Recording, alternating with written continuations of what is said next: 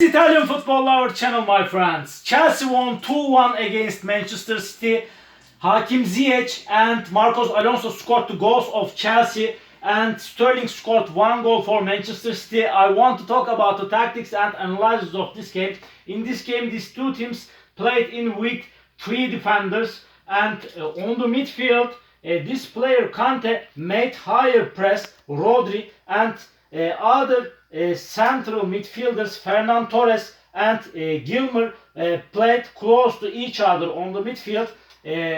In Chelsea, on the forward, this player Pulisic pressed on defender Ake, and this player Timo Werner played one-to-one versus Laporte, and Laporte chased Werner wherever he goes on the field. And at the same time, this left forward Hakim Ziyech played one-to-one versus defender Ruben Diaz, and really these two teams in Chelsea attacks, Manchester City defense line turned into five. Mendy came close to left back and Cancelo came close to right back. At the same time, in Manchester City attacks, Chelsea's formation turned into 5-2-3, and this player James came back to right and Cancelo came back to left, and they made the defense line 5 for Chelsea in Manchester City attacks. And really this player Gilmer and Kante stayed as a central midfielder, and Chelsea played in 5-2-3 formation in Manchester City attacks. And really on the forward in Manchester City, Sterling played one-to-one versus defender Azpilicueta, and Aguero played close to central defender Christensen, and Gabriel Jesus played one-to-one versus defender Rudiger. Really, in the first half, on the forward in Chelsea, this player Timo Werner covered off Rodri, and he prevented to take the balls.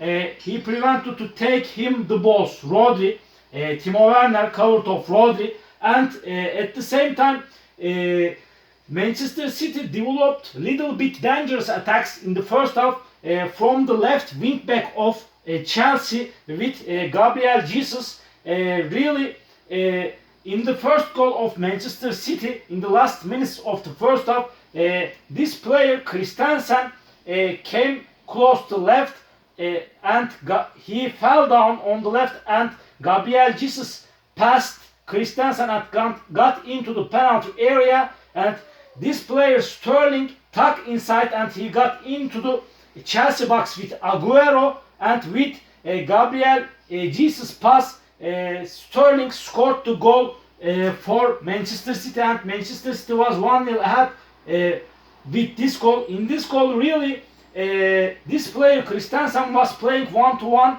Aguero, but when he came close to Jesus, Aguero stayed free. At the same time, this player Azpilicueta couldn't hold Sterling, and he scored the goal. These defenders made a big mistakes in the goal of Chelsea, and Christensen was injured after this goal, and Zuma replaced of him on the defense, and Zuma played instead of Christensen on the center of the defense.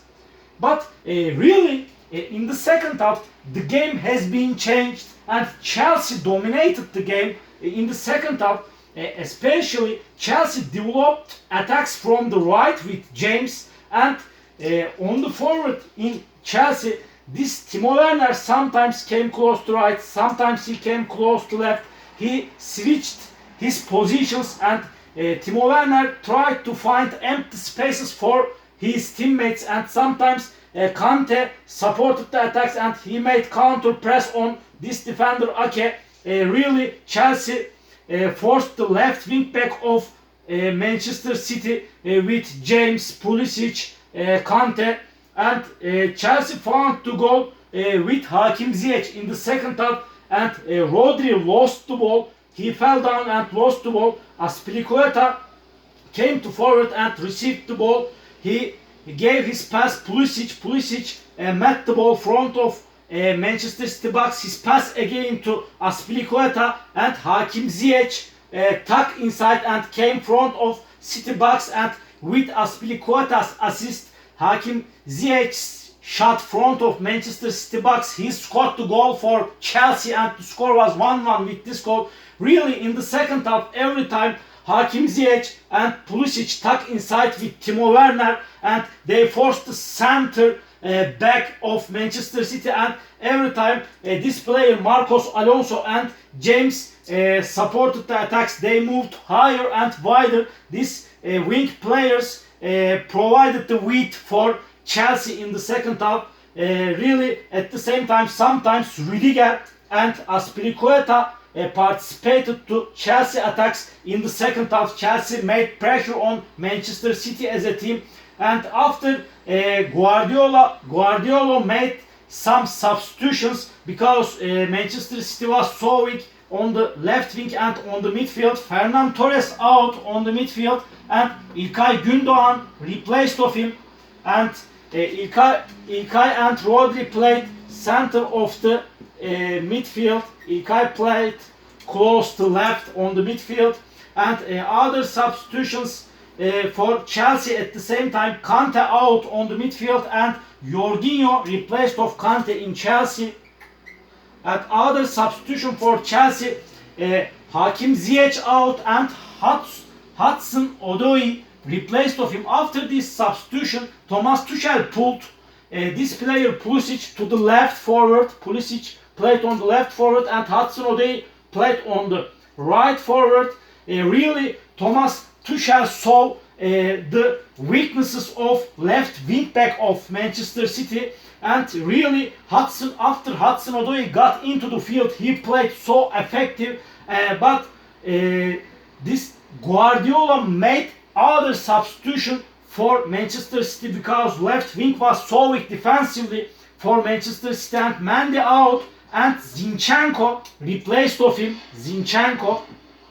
But really Hudson-Odoi played so effective after he got into the pitch, and really Hudson-Odoi tuck inside, and this player Timo Werner got into the pitch between of Laporte and Ake. With Hudson-Odoi's pass, he met the ball and he gave his pass into Manchester City box. This player Marcos Alonso tuck inside and got into the Manchester City box with Hudson-Odoi, and he scored the goal in the last minutes of the game. Marcos Alonso and Timo Werner made the assist, and the score was 2-1 with this goal. And really they won the game. And other substitution in the game, I want to indicate that after Aguero out on the forward in Manchester City, I want to indicate that, and this player Phil Foden got into the pitch. After this substitution, Jesus played as a central forward and Phil Foden played on the right forward, but sometimes Phil Foden came to right and Sterling came to right, and they switched their positions between each other, and Sterling a few times forced the left wing back of Chelsea in the second half, but really Zuma's interceptions were so successful against Sterling in two clear goal positions, and the game has been finished 2-1. Chelsea won 2-1 with 2-1 this game. And all my analysis and all my comments like this about Manchester City Chelsea game. What do you think about this game tactically? You can write your suggestions and comments under my video. And please open up your notification rings, notification bells. Thank you very much. See you on my next videos, beautiful people. Bye.